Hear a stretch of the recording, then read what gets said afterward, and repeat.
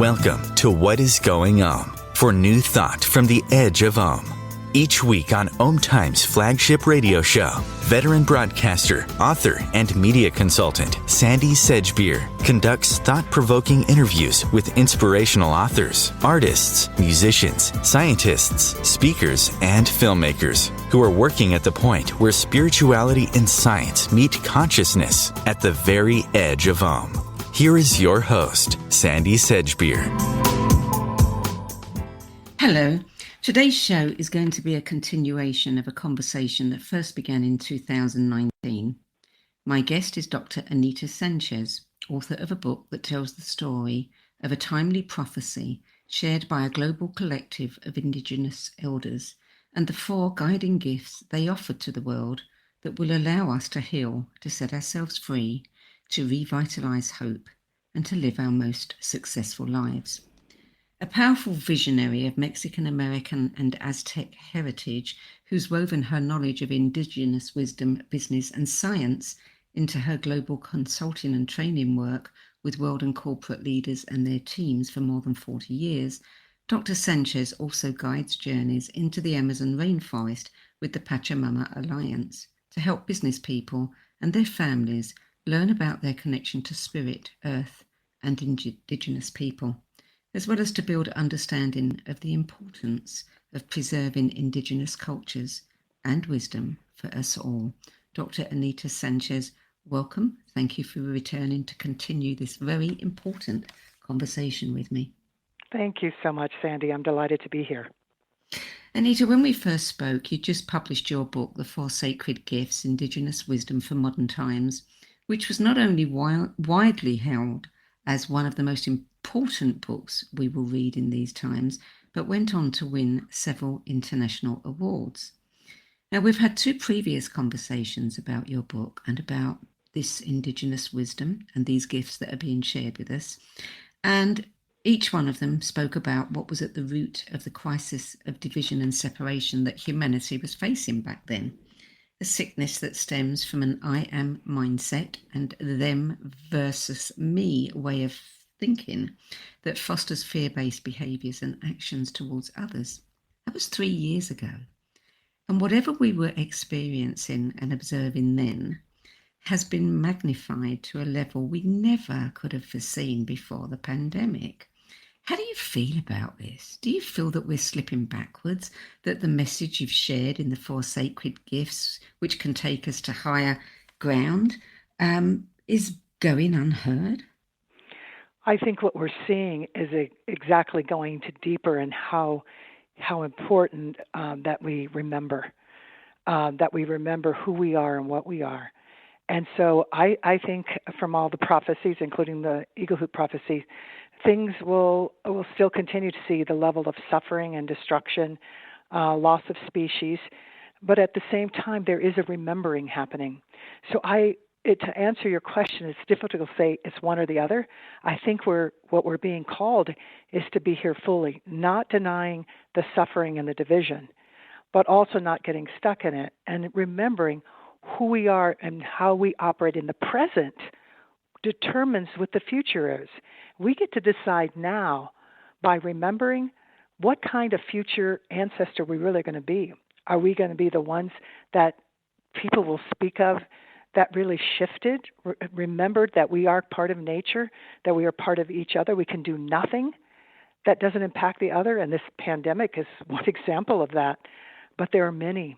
So to your question, we are being called in the deepest way to be present to everything.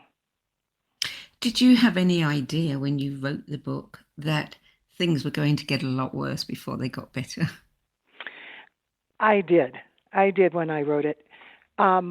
Obviously, in conversation with the elders and the keeper of the hoop, they had already said, that the reason this came through and that we had elders from all the world come together to answer the Eagle Hoop prophecy, to put these gifts in the hoop for all of us, because people have forgotten. The 2-legged's forgotten. The rest of our relations have not forgotten.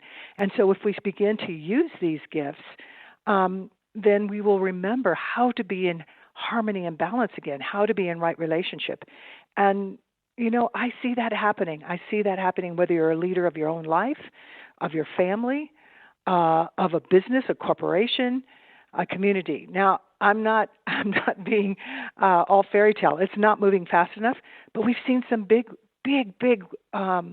wins. I'm going to call them wins of the awakening that is happening. Well, certainly people, many people are withdrawing. They're withdrawing from their communities. They're wounded. They have had 2 really tough years. I mean, I'm Hmm. surprised at how many people I know are saying they just don't want to go out anymore. They just don't want to mix with other people. I like to think that they're just reacting. Now that things are just easing up slightly, they're having the opportunity to have a reaction, and that sooner or later they will understand the value of community.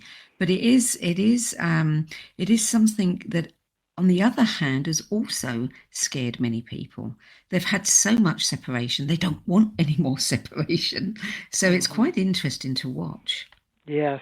And I think what you're talking about is at the same time that there is this fear, again, I want to deny what's here. We have to stay present to it all so that we can be really sensing and responding rather than just reactive. So, but at the same time that fear is happening, we also have seen in the last couple of years more and more people going out into nature. I mean, Yes. parks were getting filled. I mean, they had to be really careful and start closing off parts because, again, managing the distancing that was needed. But you see people going outside. We got to see people witnessing the waters clearing, the lakes clearing, the air they could breathe. In my own home, I was able to see from this little hilltop out in Denver. I never could see, some 35 miles away, the city skyline. All of a sudden, it was clear as I can remember moving here 40 plus years ago. So all these different things, animals coming through. So people are there is this fear, there is this, when is this ever going to end? But at the same time, there is this reconnecting to nature. There also is awakening. I want to speak because I think everybody is being called to be part of this. Some people think it's only at the lower level. It's got to be, or it's government, or it's business, and it's all of us. But one of the things that really excites me, Sandie, is that what happened right before the pandemic, which has been a conversation, which is the Business Roundtable. And the Business Roundtable are the, huge corporations and leaders who are looking at what is the purpose of business, and they changed it. They changed what never should have been, which was all about benefiting the shareholder. It was all about money, all about a few people, part of the big separation that's happened because there wasn't a connection to the whole. And instead, the new definition of the purpose of business is to benefit the stakeholders. Now, as an Indigenous person, we don't go around talking about stakeholders, but I hear that stakeholders being all my relations. And so business leaders are in conversation, are looking at, and consumers, people employees who work there, are pushing it too, like, wait a minute, what are we doing here? Are we caring for the well-being of not only the employees, mental health, everything else, but also of what we're producing and what's happening in nature? So this is a real charge for leaders now in business who are being called to solve a lot of the big global problems, many of which they were part of causing, of course, that you need to look at the whole circle of life. Have to look at how we are in relation to everything, from not only the shareholder, but to everybody that impacts, and that begins with our Mother Earth, because everything comes from our Mother Earth. And so we have an opportunity here. Well, I'm really happy to hear what you've said, but I'm also really surprised because I've heard nothing about that. Nothing at all. All we keep hearing is how many new millionaires there are, how many people have benefited from the pandemic, and and the people that haven't benefited, whose lives have been their livings have been taken away from them, their income has been reduced. Who are these business people that are talking together then? Yes. Well, if you people who are listening can look up Business Roundtable, and then you'll see corporate leaders. You'll see arguments between some of them too, but there was enough clarity that say, no, we cannot do this anymore. because these same big corporations, for some time have been closing up shop. And what gets reported is, well, they're not making enough growth, they're not doing this. Part of it is there's no clean water. They're leaving places because the water is gone. They're leaving places. We're not being told the whole truth. And that's where we get to search. And there are business leaders, both in large corporations and then many entrepreneurs, many B Corps corporations who are also speaking out. So is it enough, Sandie? Absolutely not. I shouldn't have to search. But yet at the same time that we're seeing the greed, we're seeing the kind of housing costs, the lack of health. A lot of my relations have died in this pandemic, just spotlighting how access to health is not there, the food deserts where they have no access to food, and we're realizing this, we can't keep going the way we are. Do we still need to set the alarm? Absolutely. Is it an urgent time? Absolutely. Has Mother Earth been talking to us about this way before the pandemic? Absolutely. But what we get to do individually and collectively, because it's going to require both, is for us to remember. Remember what it means to be really connected to ourselves and to the earth and to each other. To remember what we love. And all of this pain, keep going under it. We'll find there's a foundation of love. And in that love, then, we get to remember again that what we do in this moment, in this conversation, in everything that we do, in every breath, are we being of benefit to now and future generations, or are we causing harm? And if we're causing harm, then that's a cue to stop, pause, and consider what is going to be a benefit. Well, this is something that we really need to hear again and again and again, which is why I wanted to talk with you.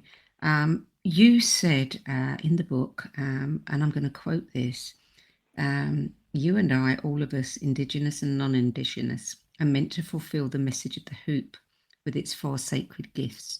The hoop prophecy does not predict the future. Rather, it presents the probable positive or negative consequences of not heeding the original instructions from Spirit. I think that these negative consequences are what we've been experiencing. Yes. Tell us again, for those who didn't listen to the previous shows, what were the original instructions from Spirit? The original instructions from Spirit is that we are sacred, that we are part of one hoop of life, one circle of life, not north and south, not developed and undeveloped, one hoop, and that they're 2-legged, which is our human beings, but they're also 4-legged relatives, the wing, the water, all the minerals, everything is part of this one hoop of life. And in being in harmony and balance means that you're considering all your relations, all your kin. Nothing you do is just for yourself. And we've gotten into such a narrative, and the teachings is all about me, is how you open this up. And we are moving from that to the me is causing suffering. People are looking to want to belong. That's why the great resignation is happening. People want to belong, and they're finding in places, wait a minute, what am I doing here? And so that's what this original instruction is, to remember that we're part of one hoop of life. And in that hoop of life, as Black Elk said, one of our famous Indigenous elders, he said, in that circle of life, in that hoop of life, the center is everywhere and the edge is nowhere. The center is everywhere and the edge is nowhere. That means everyone who's listening, all your relatives, all the kins, 2-legged and others, we all are the center. At the edge is nowhere. Because all of us, it's inclusive, it's belonging. And so we get to remember that. And when we remember that we're part of enough, we're part of the abundance of life, that we don't just breathe our own, that's because of the plant relatives being here, then we realize, the forests do matter. And we've got to preserve the primary forest. Oh my gosh, the oceans matter. We can't just keep polluting them. Oh, it does matter. If I'm in business and I have a product and I need water, oh my gosh, I better be caring for that water. The circle is also in science telling us from the micro level all the way up that we are intimately interconnected. And that's the teaching. That's the remembering. And then in schools, we've got to begin teaching that, and it's happening in some places. I just spoke, Sandie, it was wonderful, to 1,100 middle school and high school kids in Seattle. And they were so curious, and they were angry. They asked, well, how can you, as an indigenous, for all the horrible things that has happened to your people and genocide, how can you forgive? How can you use these gifts? Like, we're so angry. We have to keep these masks on, and I kept asking them, what's underneath that? What's underneath that? And even these middle school and high schoolers got to, all of a sudden came in over the chat from the different rooms. I love my friends. I want to be with my friends. See, if we go down between all the anger and stuff, we find that base to that, this is a normal part of the original structure, is to love and care for each other as we love and care for others. We're loving and caring for ourselves. And then they began to understand, oh, so that's why I would use these gifts. This is middle school and high schoolers. That gives me hope. And they began to say, what gives me love is seeing the water, the ocean. And I know I'm being prepped to be on Wall Street. But if I go to Wall Street, I don't ever want to forget the ocean. That's what's being called, all this separation, all this suffering for us to remember. And then our actions, not just a philosophical thing, but our actions, from scientists all the way through philosophers, are all calling us to be the future ancestors now. Now is the time. Now is definitely the time. Tell me, you write about the Native Americans are only 2% of the total population of the United States, but that 2% holds wisdom about how to survive genocide, how to survive your land being taken, how to survive institutions that are in place to hold you down. It's a story of resilience. Were any of those 2% at those round tables? They are being called now. They are being called. So there are business leaders that are in conversation with Indigenous leaders. There are philanthropists who are talking.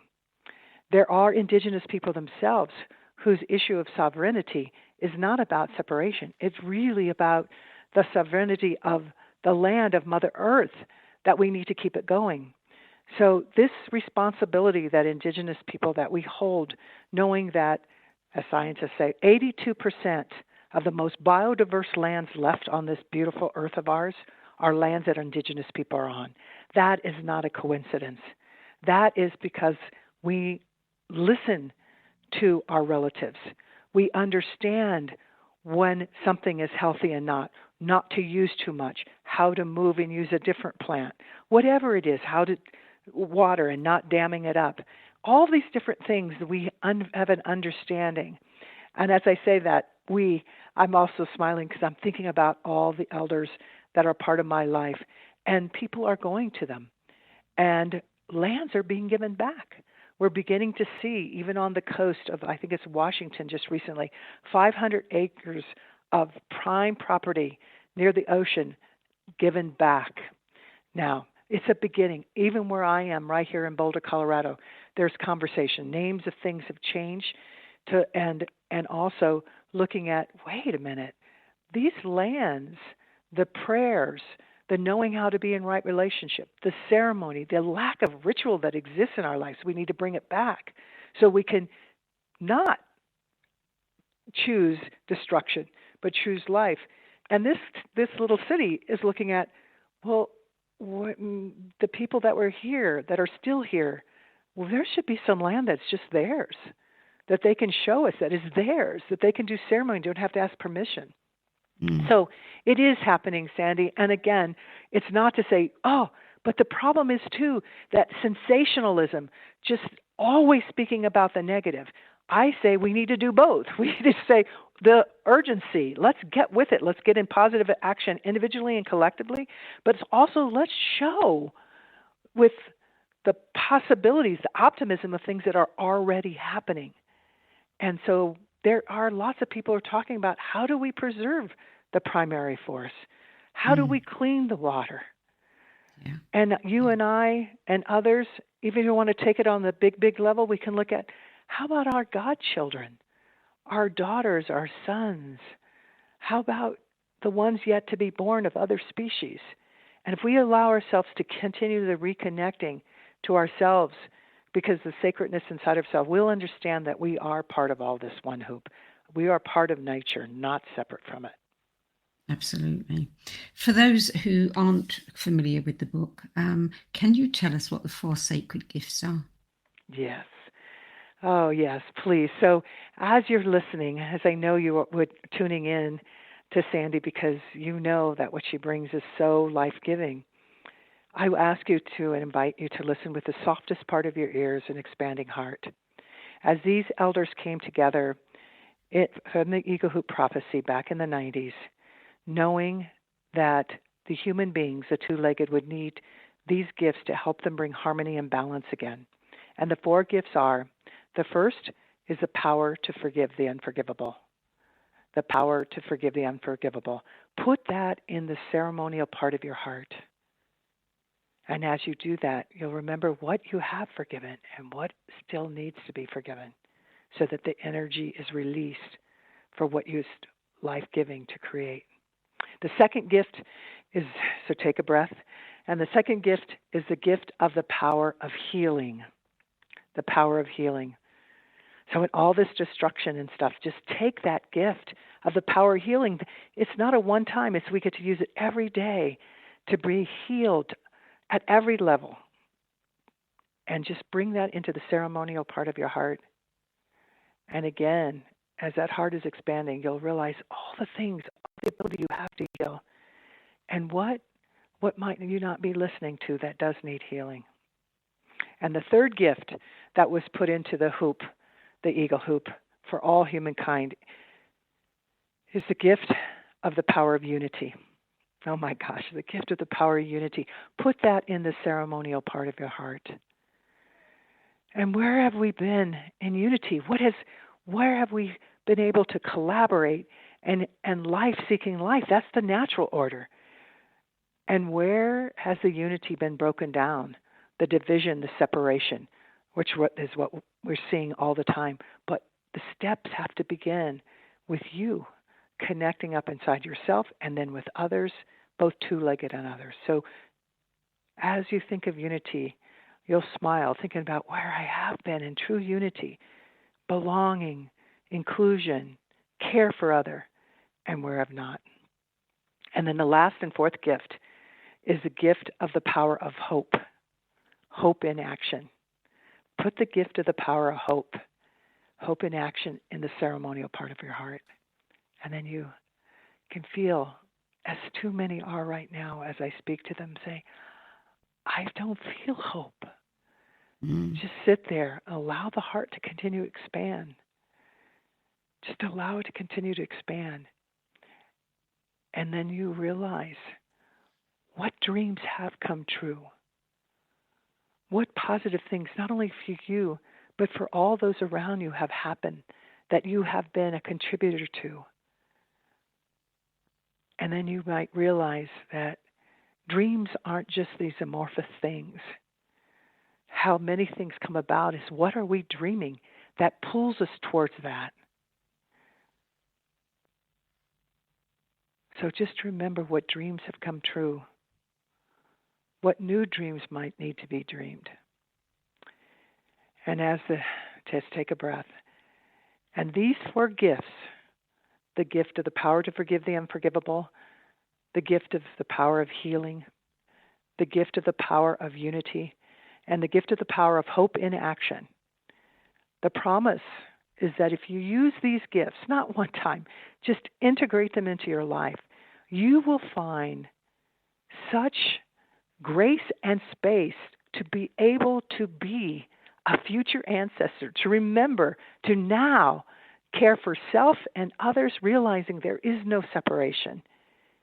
And what I have found, and as I've worked with people over the last couple of decades using these gifts in all sectors and all different walks of life, is that they have a renewed sense of who they are and what they are, and aren't constantly being told or willing to receive that there's no possibilities. It's over, and they just keep moving forward. And that's what I bring as a messenger to humanity, to all of us, is that each and every one of us, despite your titles, your circumstances, or lack thereof, we have the power to create positive change, to ensure that future generations will be able to thrive. And we have to start that now. Are you finding that the young people that you talk to, do they have hope? I know many of them are very angry, and they have a right to be angry. But do they have hope and faith in their ability to do what we may not have been able to do? Yes. So the answer is yes, both. There are some that are really, and we can see they're so angry. They're just, and it's painful because their whole life, they grew up knowing and learning at school about the destruction of the earth, about how economically the disparity, they didn't use those words, but I knew my kids who now are in their 20s. I remember in school they'd come home and say things like, "Well, we're never going to do as well as you. We're not going to probably have our own homes. We're not." And so we'd talk about that. What is existing that should no longer exist? What is it that we need to shift so that you can have all the benefits, all the life-giving things that in this hoop that is meant to be from nature and everything else? And so that. I say all that to say, I talk to young people who are very, very angry and say, I don't see the action happen fast enough. And then I also hear youth going, like I did in this Seattle group, hearing a number of them who were really angry too because they weren't able to be with their friends, also opening up and understanding that, wait a minute, they have to start living now. They can't wait for the adults. That even though they're only in their teens, that they need to already now be looking at that everything they do, they have such power and such responsibility. And there's some hope. So it's all over the place. I wish I could say it's one or the other. What I will say that as people use these gifts, and these young people use these gifts, there's in fact in several schools I hear kids, I get word back saying, I'm being good medicine, not bad medicine. I use that with adults all the time. Good medicine is anyone or anything that puts in alignment the spiritual, mental, emotional, and physical. And bad medicine is anything that takes that out of alignment. And I've used that with, CEOs of organizations. Like, are you choosing to be good medicine or bad medicine? And now with this definition of business, even more so, are you really looking? Are you continuing a path of destruction, of separation, and being bad medicine? That's the choice individually and collectively we have. But I do think that the young people, they understand a way of now.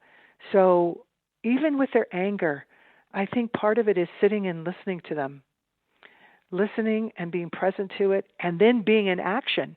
Too many of us, and I said this again, I'm sorry, I'm just going back to the Seattle group because I spoke to them most recently. And I said to them, I don't know, I don't usually say this, but I just want you all to know, I'm not going anywhere. Until I'm being called and 6 feet under, I'm going to be in front of you, beside you, behind you, above and below. This is not leaving it up to the next generation. Okay, I wiped my hands, I did what I could, and I'm gone. That is not being, and what I got on the screen, because I couldn't see all 1,100, but the messages coming in from the different rooms, they're standing and cheering.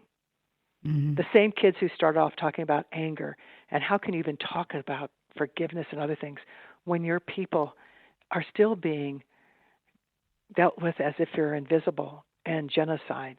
How can you? These are the same people that are standing, and they were cheering.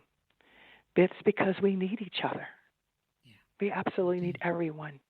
We do. And so I hope as everyone's listening, I know you know that, Sandie. I just love talking to you and the work that you do is bringing that possibility in the midst of not denying the struggles and the challenges, but rather those challenges and struggles remind us not just of separation, but remind us as we dig deeper and deeper of the love of our connection.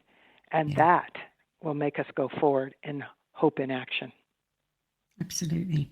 We're going to take a short break now, Anita. You're listening to What is Going On. I'm Sandie Sedgbeer, and my guest today is transformational leadership and corporate consultant, Dr. Anita Sanchez, whose award-winning book, The Four Sacred Gifts, Indigenous Wisdom for Modern Times, reveals the prophecy entrusted to her by a global collective of Indigenous elders.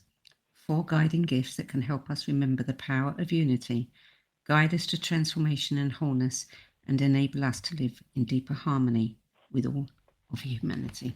We'll be back with more after the break.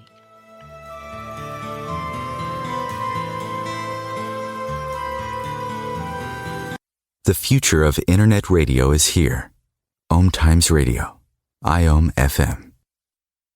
Being a radio host on IOM FM allows you to build your show on a rich platform with the power of the internet to fulfill your outreach goals and connect with a very specialized and global online audience, unlimited by time and distance. OMTimes Radio will provide you with web relevance, a recognizable conscious brand, and with the standard of excellence that has accompanied every single OMTimes endeavor. Host your show with OMTimes Radio Network. Vox Novus, the new voice. Vox Novus, the new dimension. Vox Novus, thought and movement leaders who will share from their experience and offer tools to help us navigate our rapidly changing world. My name is Victor Furman. Join me every Thursday at 8 p.m. Eastern on OMTimes Radio for Vox Novus, the new voice. Hello, I'm Sandie Sedgbeer, host of OMTimes Media's flagship radio show, What is Going On? And I have a question for you. Have you ever walked through a bookstore and known in your heart that you should have a book on one of those shelves, but don't know how to make it happen? Writing your story and getting your book into print may feel intimidating, but it's remarkably easy and satisfying when you have an experienced professional to guide you. So if you're still striving to connect with your muse, find your authentic voice, formulate your ideas, present your message in compelling prose, publish your book, and build your platform and profile, just imagine what you could accomplish with 30 plus years of experience in writing, editing, publishing, judging, hosting, and resonance marketing to guide you. Maya Angelou once said that there is no greater agony than bearing an untold story inside you. If you know you have a book in you, but don't know how to get it out of your head and into the hands of those who are waiting to read it, visit sedgbeer.com, click on the Work With Me tab, and find out how my experience helping others tell their stories might be just what you've been looking for. That's sedgbeer.com, sedgbeer.com. Coping-19, brought to you by CDC and the Ad Council. If you're feeling increasingly lonely right now, you're not alone. It's totally normal. Even though we may not be able to get together in person, connecting virtually with friends and family still gives you a chance to interact with people and may help raise your spirits. Join a virtual book club, set up group text chats, or online video coffee breaks with coworkers. Find more self-care and coping tips at coping-19.org. Welcome back, Dr. Anita Sanchez. You've said that to move past division and toward unity, there are 3 questions we need to ask ourselves. Tell us what those questions are, and then I have another question about those questions. Okay. Well, Sandie, I might need to ask you what the 3 questions are.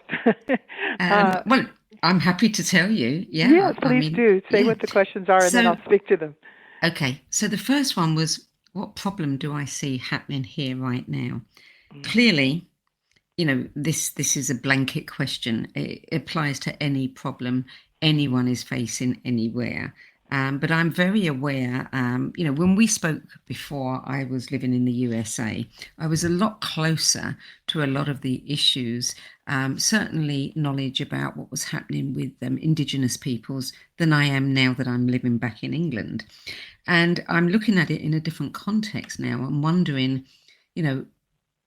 how do you get those questions across to people in different cultures? I mean, what problem do I see happening here right now? How am I part of the problem? Who else can I join to help repair and resolve the problem? It's very hard to find places to go and groups to join to repair and resolve problems in different countries. So can you speak to that a little bit? Yes.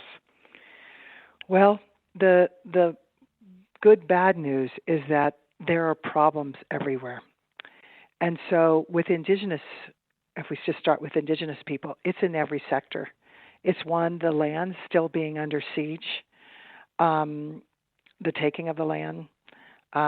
We still, as Indigenous people, have to get permission to go into some of the parks where people just see what they see, but we actually see medicine, and to collect some of that medicine, not pulling it out and damages because it needs to keep growing, but knowing how to do that. So there's problems in every way, economically,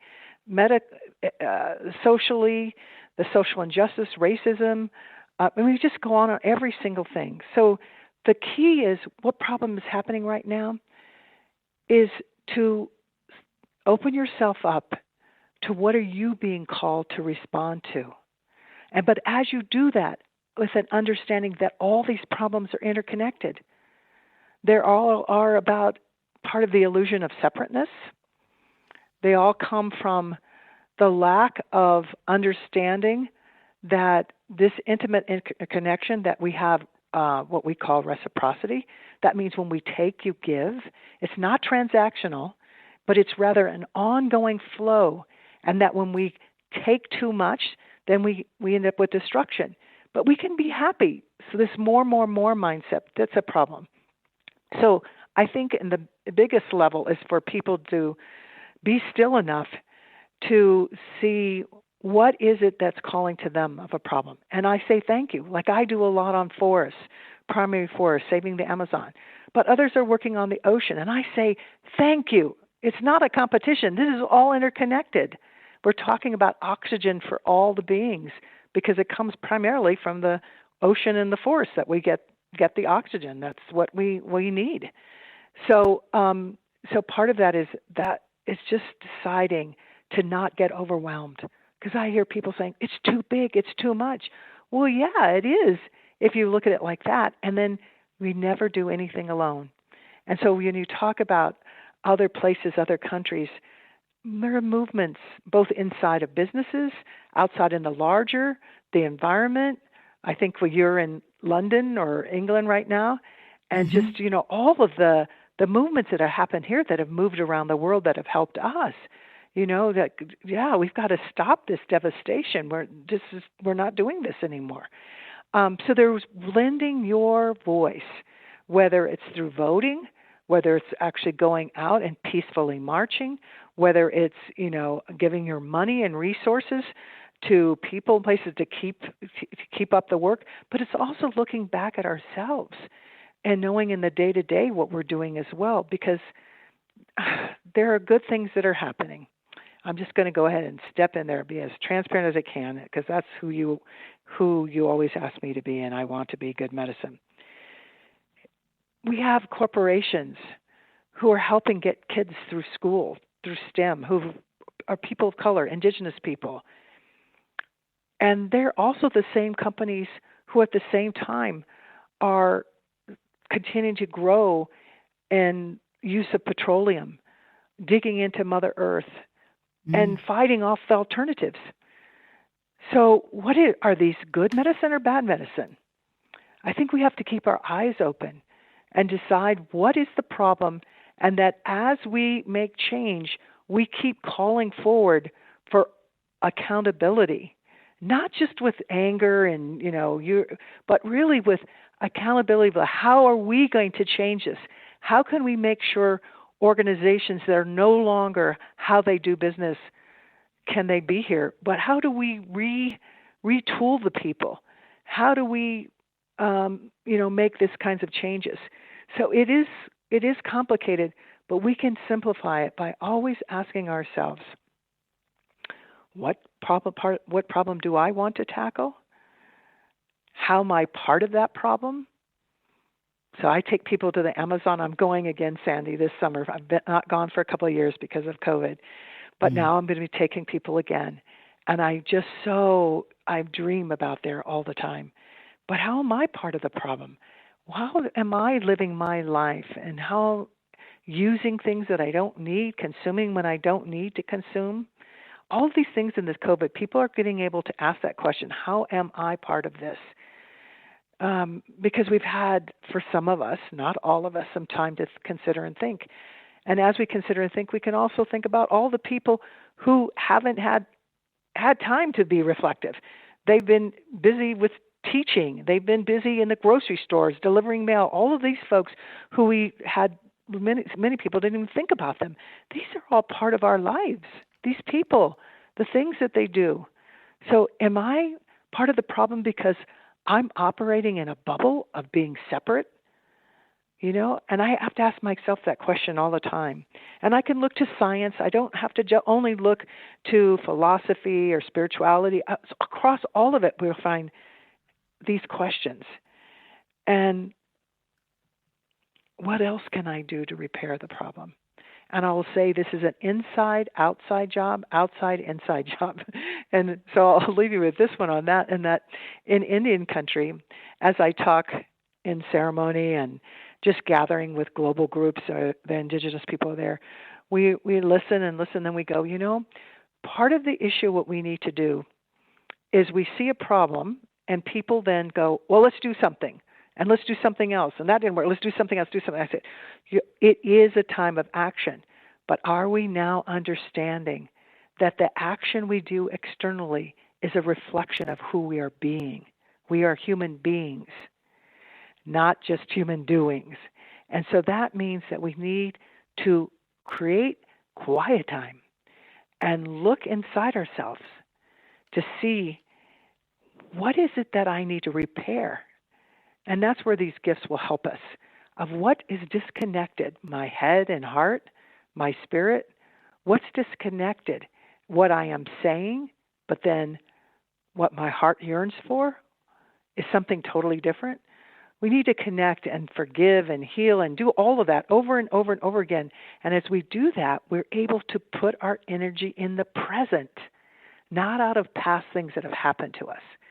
And I'm not talking about that theoretically. So when I always look, what else is for me to repair, to help repair the problem? All of us have past and present issues. Mine were big ones in the past, of sexual abuse for 9 years of my early life, and then the murder of my father when I was 13, and it was race-related. He was dark-skinned, Mexican indigenous person, and he was mistaken for a black man, who early that day, a white man and black man had a fight, and the white man returned and shot several bullets through him on the spot. Now, I give these examples because a lot of people say, well, you have every right to still be angry. You have every right to, it's amazing. I've even had therapists say, how could you still be alive and doing all the things you've done since you were even a teenager? And I was like, wait a minute. This is the problem. We keep looking at only the negative, only the problem, but also you are part of the sacred. You are part, and I use that word purposely. It's not necessarily a religion, all that can be embedded in there. It is that we are no accident. Our ancestors, we're here. It's a miracle. And with that miracle, it's not about throwing it away. It's about actively participating. So what problem do you want to put your energy into and respond to? Knowing all the while, thank you if you're focused on media. Thank you if you're focused on children, early education. Thank you if you're, that all of these are interconnected, and that we stop the separation competition, but rather this all needs to happen. And asking myself, am I part of the problem? Am I part of the solution? And if I can't say very clearly that I'm part of the solution, then pause. Pause. And then what else do I need to do to repair? So thank you for those 3 questions. I have used those in the past. There's so many questions, though, that sometimes I'm not sure, so I appreciate you. Yeah. Well, it's interesting because we can all get angry about our own particular thing or something that is local to us, and we're seeing what's right in front of our face. We are not seeing what is way, way, way behind that, the foundation of it all. I mean, you talk about the re-emergence of belonging, Hmm. and we hear it all the time. We're one, we're all connected. But it's very hard. What I'm noticing living in England, it is very hard for the people that I know here to connect with what might be happening there in America, to connect with what might be happening, with some Indigenous peoples in South America, to connect with. I happen to have a news feed that brings me a lot of American news, but Hmm. most English people don't. So if I say something to them, they know nothing about it. So we have to go deeper than that. We have to go all the way down to that. We are all connected, whether we can see it or not, Yes, and begin absolutely. I from mean, you're there, saying don't it. we? Yes, we have to. And it is more, and that's my concern sometimes. People are, oh, oneness is just a cliche.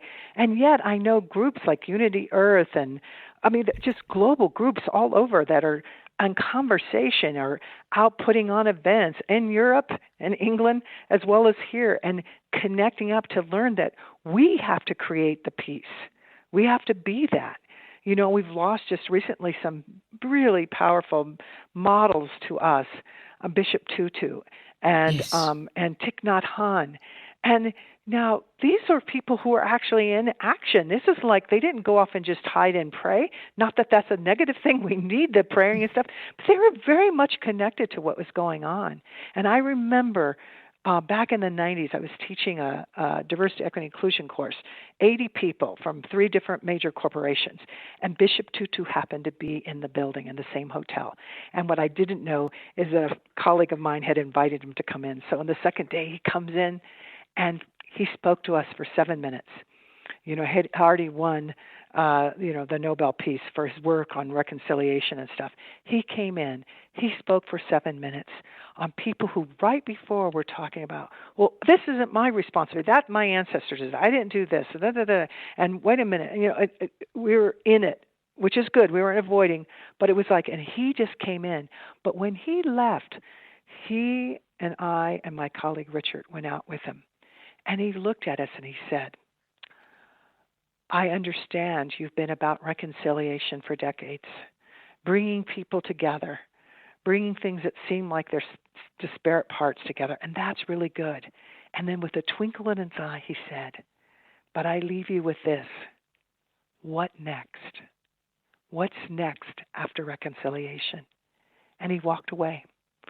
And I'll never forget that because I just was like, yes, we have to deal Mm. with the problem, but seeing the longer, what's underneath it and what's out in the future, be able to see that. And what came through to me so clearly was that it's about co-creation.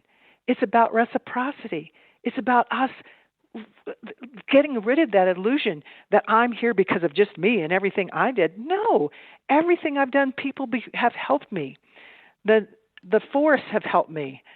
Everything has been, in community. And that's what as Indigenous people, I think people can learn from us is that everything is in community. We might feel lonely. That's a human condition. We are never alone. And I'll tell you, that has integrated in me. And that changed my life. That allowed me then to forgive my abuser, to also forgive the man who murdered my father and the young boy who was around my age. They had one son. And then a part of me always believed that young 13-year-old, that young white boy was going to go out and cause the same kind of hurt and pain, maybe even literally killing like his father did my father. And then the 13-year-old couldn't understand, but the 20-something could. There was a realization from this understanding of us intimately interconnected. That summer day in 1967, when my father was murdered, mistaken for a black man, I lost my father. My 5 brothers and sisters lost their father. But that young white boy, he lost his father that day too. Mm. Yeah. Yeah. And that's all possible. With all the work that you've done Go ahead. over the years, I mean, it's such a big subject. I mean, this, we're talking about our future. Yes. We're talking about everything that is important, our children's, the planet's future, everything. Anyone listening to this who is inspired by some of the things that you've had to say, who's thinking, I want to do something, I don't know what I want to do, where can they start? What can they do? What is the most fundamental thing, to have somebody on that, get going on that path of being able to do something concrete? Yeah, I think fundamental is to go out in nature. And that can be, you can be in the middle of the city and just go out, stand by a tree, put your feet in the grass, if it's a little patch. And this sounds like, what? I've had business leaders when they're in the midst of things, go outside. We're not meeting in this room anymore. Go walk around the block. Go, and something shifts. You give yourself a pause. We're driving the car with the brakes on. Dear me. Take off the brakes, go into neutral, pause, and see what comes forward. You might have to do it several times. And for those of you, you're so, very linear in your brain, and I understand all that. I have a PhD, and I was trained to really hold that at the cognitive intelligence at the highest level. Before you go to sleep, here's another thing you can do. You can either go out in nature, give a pause to see what comes through. What then is calling you?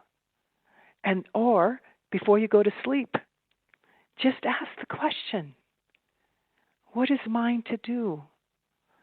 What is mine to be? And call your ancestors, anyone, anything that you, safety and wisdom to allow you to then go to sleep. It can be your pet, it can be a tree, it could be the sun, whatever, or it could be your grandmother who's no longer here physically. Go to sleep, and in that time, just allow that to come. And sometimes it comes right away, and sometimes it takes, night after night. But bringing that forward, and it will come, because you are part of the hoop of life. That's a lie that you're not. And so I think that's a very first step. So I do a lot of practice of meditation and chanting. I dance. And so I'll close with this in terms of an example of what we can do. And it used to puzzle me, Sandie, because as a young kid, I'd hear these stories of all the genocide, the devastation, how some of my relatives no longer live anywhere near where we originally came from, the land that we were from and the water that we were from.